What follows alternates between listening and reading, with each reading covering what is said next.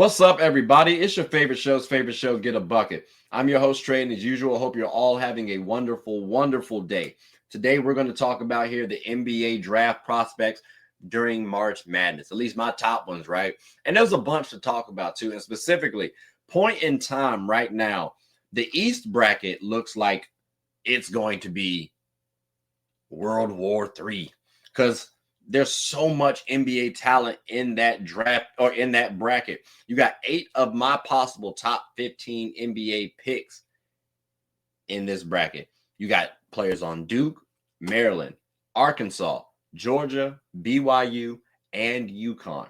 That's a stout bracket to follow. So again, I'm looking forward to that. And it also helps my Final Four wish list too. So I'm really hoping there's not too much moving out of this. Maybe a couple things to shake some things up, just make sure we get my personal Final Four possibilities. But let's go ahead and talk about some of these teams, right? Because I want to talk about exactly what I'm focusing on in March Madness for these specific players. So we'll start at the top with my boy Cooper Flagg. Keep in mind, I'm a Blue Devils fan, ladies and gentlemen, so you might think this is biased.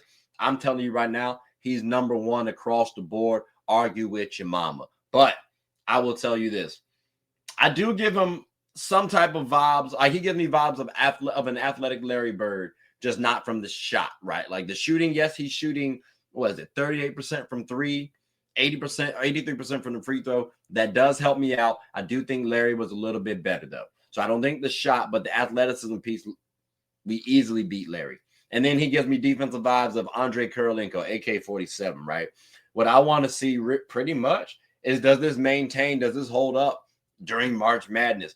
We've seen you do work in the regular season, but let's not forget too, during ranked opponents, we did slip a little bit. Granted, it was early on in the season, and hell, he was even 17, just turning 18 for a lot of those games. I want to make sure that was in the past, not in the present. So for March Madness, you got to watch Cooper Flagg and the Duke Blue Devils because, again, he's a number one option, number one potential draft pick. You got to see what he's looking like star-wise because I think he has star quality. But let's go ahead and go on down the list, shall we? Because we also got to talk about Dylan Harper, who, well, he's not going to be in March Madness. Oh, that's tough. All right, so I guess we'll get to save him for another day. But keep in mind, ladies and gentlemen, Rutgers, I wish they were in March Madness. That would have been nice. Let's move on down to VJ Edgecombe for Baylor. All right, now Baylor got themselves a stud, a hell of an athlete. Like ridiculous, stupid, dumb bounce. That's what I'm talking about. Reminds me of Jaylen Brown and Stanley Johnson. I know y'all know Jaylen Brown. Stanley Johnson was Jaylen Brown-esque in high school and college. I'm letting y'all know that right now. They were similar type players. Stanley might have even been viewed a little higher than Jaylen Brown. But the thing about it, again, is the athleticism piece. He does have a good defensive motor. I'm trying to figure out, is it elite? Because when he goes to the NBA at 6'5" with this athleticism, we can do work. Like we can do solid work. Maybe let's clean up a little bit on the fouls. But again, averaging 2.1 steals, I'll take 2.6 fouls. I really, truly will. And then the streaky shooting. If he his form look all right. If he can start converting, Buddy looks scary. Like I might have to consider, is he higher than Dylan Harper? But the decision-making tells me I might keep him below. But the athleticism piece is that stout, ladies and gentlemen. Baylor. You have to watch out for Baylor because they also could get to the Final Four. Fingers crossed. Ace Bailey, again, I said he's on Rutgers.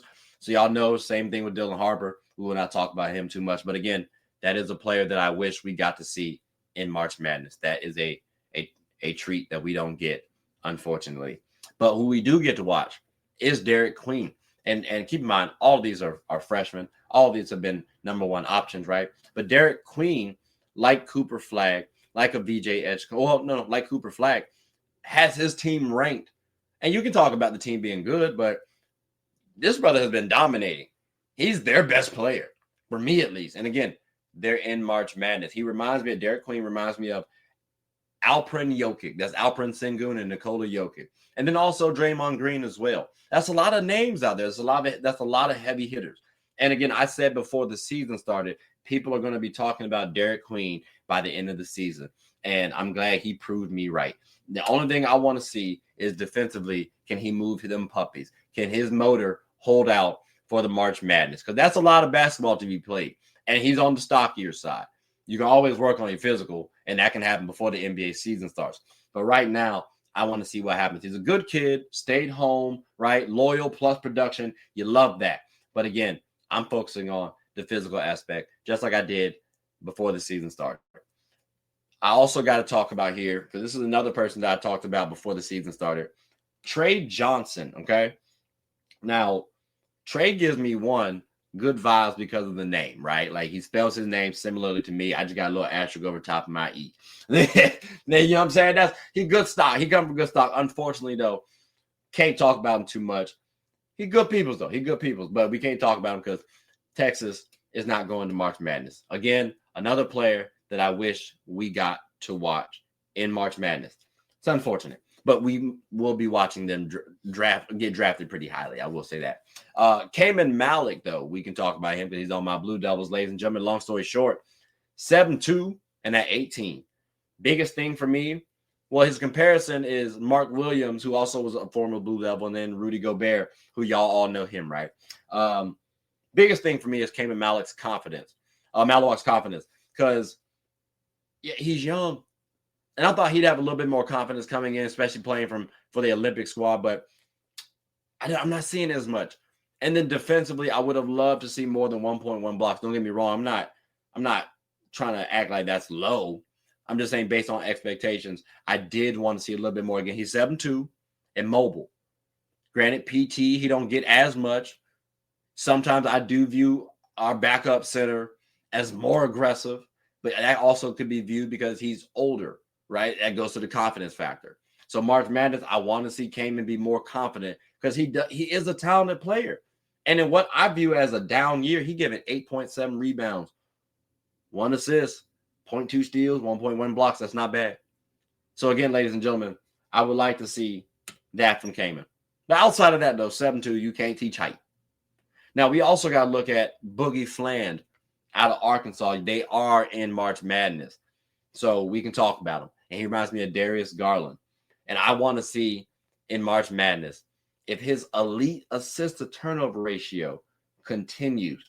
Right now, Buddy is given a 3.6 assist-to-turnover ratio. That means every 3.6 assists he gets 1 turnover. Y'all not turning the ball over that much. You're not. Like, you guys are doing work.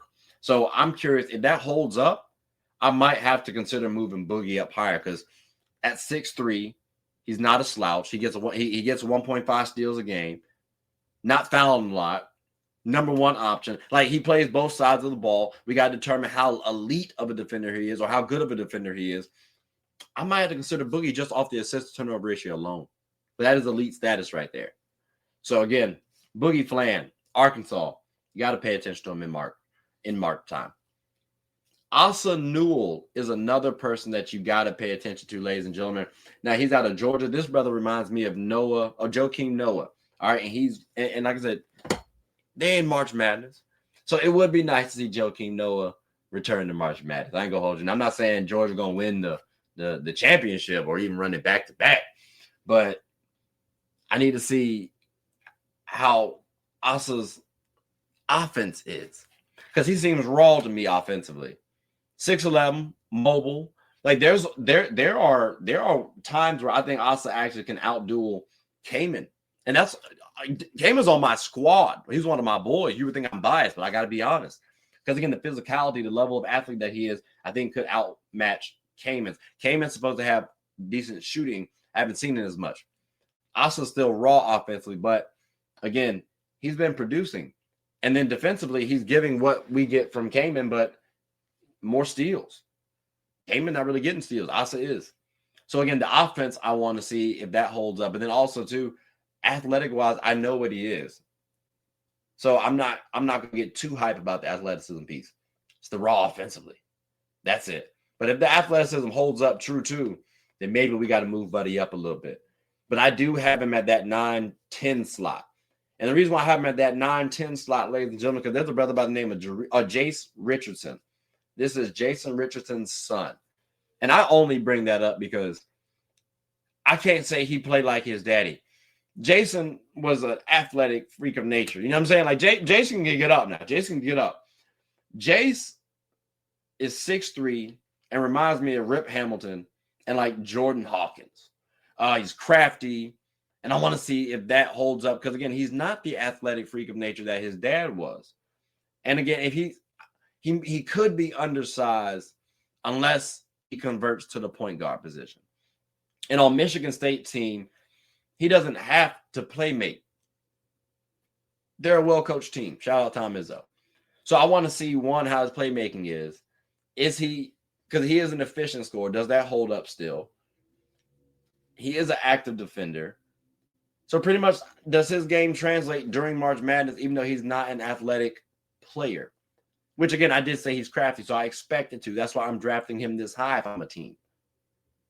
But, maybe that's just me. Maybe y'all see a player like a Igor Dimeen out of BYU who's 6'9" and giving you quite good production, but extremely athletic, his daggone self.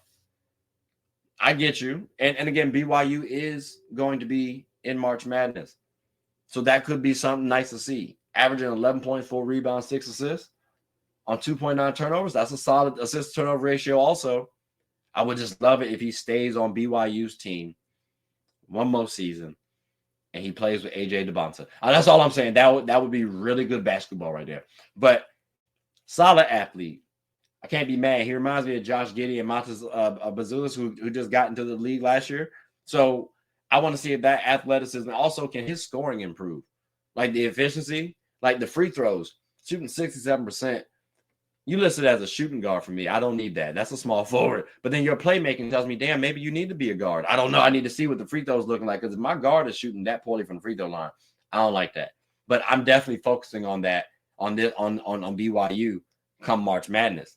Because if you also underperform, like I said, there's nothing wrong with returning next year and play with the number one player who might be coming out next year in next year's draft.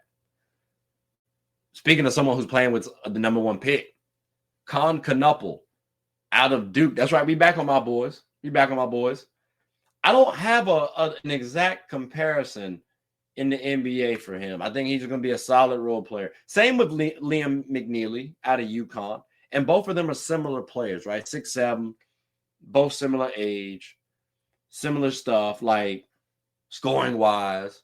It's just that Kon's a better shooter, better playmaker. I think Liam could be better defender, but again, they both about the same. I think Liam could be the number one on his team, maybe number two. Kon was the number two definitively, so maybe that helps out as well too, right? But I think both of them are similar players. I just view Kon a little higher than Liam. And there's no bias. I understand Kon goes to Duke and Liam goes to UConn. I just think if they match up, we'll get to see who's better. And ironically, Liam actually did play with Cooper Flagg in high school. So I think that would be a solid matchup to watch. Liam McNeely versus Kon Knuffle as they both played or play on the same team with Cooper Flagg. That's kind of cool. But let's move on down to Kasparas Yakizonis because this man is actually very interesting. I'll say this. Good playmaker. The big games that I've seen him in, he didn't do that well. Like when we played Illinois, and keep in mind they'll be in March Madness, so you get a chance to see him. When we played Illinois, we beat the brakes off them. We dog walked them. Come on, little fella. Like we did them dirty, and he did not have the best game. He did play make. He had a good assist to turnover ratio, so that tells me all right, he can probably do well in the NBA from a playmaking standpoint. I'm not expecting much high scoring. So sometimes I'll get like a Goran Dragic vibe. You know what I'm saying? But then Goran could score a little bit. But we got to remember too, Goran had to get to that progression as well. So maybe a Goran Dragic could get I could lean with there. He's 6'6", so he's a little taller. See, Goran could shoot though. That's the problem. Buddy's shooting 33%. I don't know. And then the assist turnover ratio is cool, but then not at the same time, though.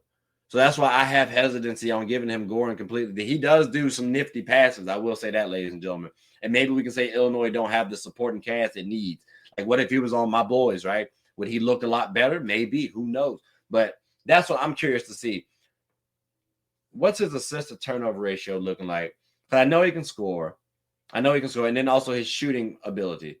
Because if his three improves, all right, cool. Good, solid free throw mechanics. But that'd be nice for me to focus on. Ian Jackson out of UNC, though. I got to say this because this might be viewed as a jab. Can't talk about him too much, ladies and gentlemen. He's on UNC, and they are not making March Madness. But let's move on down to, I'm sorry, Ian is a decent player, though, at least. But let's move on down to Jeremiah Fears. Now, he's on Oklahoma, and they are going to March Madness. And I'll say this. He does give me Monte Ellis vibes, just less athleticism, right? So Monte Ellis light. That's pretty decent, too. Also, his brother plays, and he's 1 year older, plays at Michigan. I thought that was pretty cool.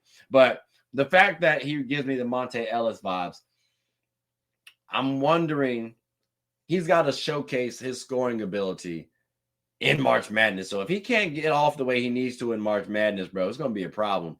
And it's not like he's the best playmaker. We got 4 assists to 3.5 turnovers.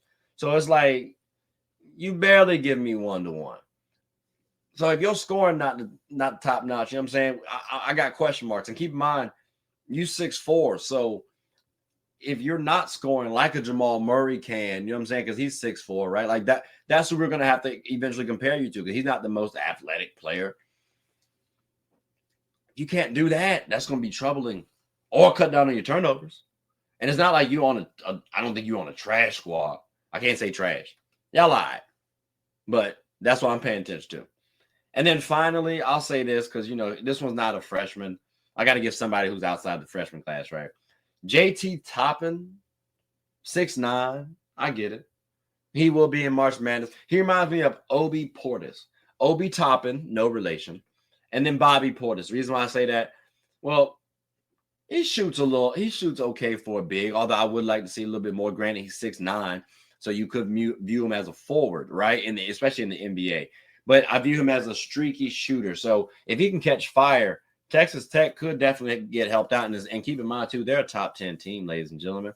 So you could expect to see JT Toppin's name come across the board. Also, he plays with aggression, plays with a solid level of tenacity.